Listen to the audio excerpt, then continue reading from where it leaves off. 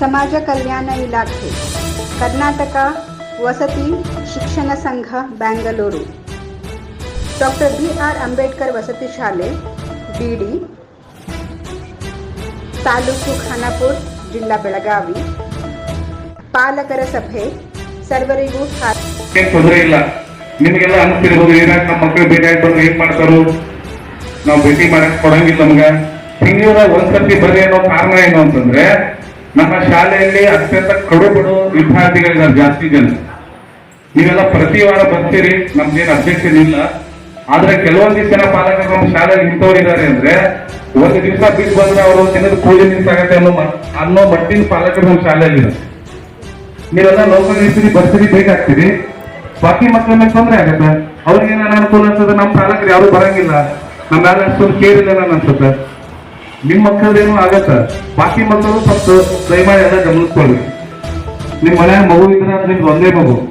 ಈಗ 250 ಮಕ್ಕಳ ಜವಾಬ್ದಾರಿ ನಿಮಗೂ ಇದೆ.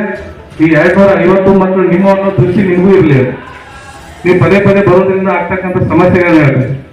ಬಟ್ಟೆ ಇರುತ್ತಾ, ಕೇಕ್ ತಗೊಂಡ್ಬರ್ತೀರಿ, ಕೇಕ್ ಕಟ್ ಮಾಡೋ ಹಾಗಿಲ್ಲ ಅಂತ ಸರ್ಕಾರ ಆದೇಶ ಆದ್ರೂ ಕೂಡ ಬಾರಿ ನಮ್ಮ ವಸತಿ ಶಾಲೆಯನ್ನ ಸ್ಪೋರ್ಟ್ಸ್ ನಡೆಸುವಂತ ಒಂದು ವಲಯ ಮಟ್ಟದ ಅದು ಕೂಡ ಬಂತು.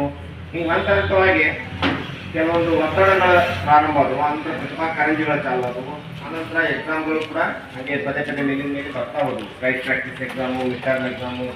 ಈ ಒಂದು ಕೆಲಸದ ಒತ್ತಡದ ನಿಮಿತ್ತ ಪಾಲಕರ ಸಭೆಯನ್ನ ಕರೀಲಿಕ್ಕಾಗಿಲ್ಲ. ಅದಕ್ಕೆ ನಾ ಮೊದಲು ಸ್ವಲ್ಪ ಅದಕ್ಕೆ ತಮ್ಮಲ್ಲಿ ಕ್ಷಮೆ ಯಾಚಿಸ್ತಾ, ಅದ್ರ ಜೊತೆ ಈ ದಿನ ಪಾಲಕರ ಸಭೆಯನ್ನ ಕರೆಯುವ ಉದ್ದೇಶ ಏನಪ್ಪಾ ಅಂತಂದ್ರೆ, ಒಟ್ಟಾರೆಯಾಗಿ ವಸತಿ ಶಾಲೆಗೆ ಆಯ್ಕೆಯಾಗಿ ನಿಮ್ಮ ಮಗುವಿನ ಸರ್ವತೋನ್ಮುಖ ಅಭಿವೃದ್ಧಿ ಆಗಿದೆ ಅನ್ನೋದನ್ನ ಪ್ರಸ್ತುತದಿಂದ ನೀವೆಲ್ಲರೂ ಏನಪ್ಪಾ ಅಂತಂದ್ರೆ ಅದನ್ನ ಅವಲೋಕನ ಮಾಡಬೇಕು. ಇವತ್ತಿನ ದಿನ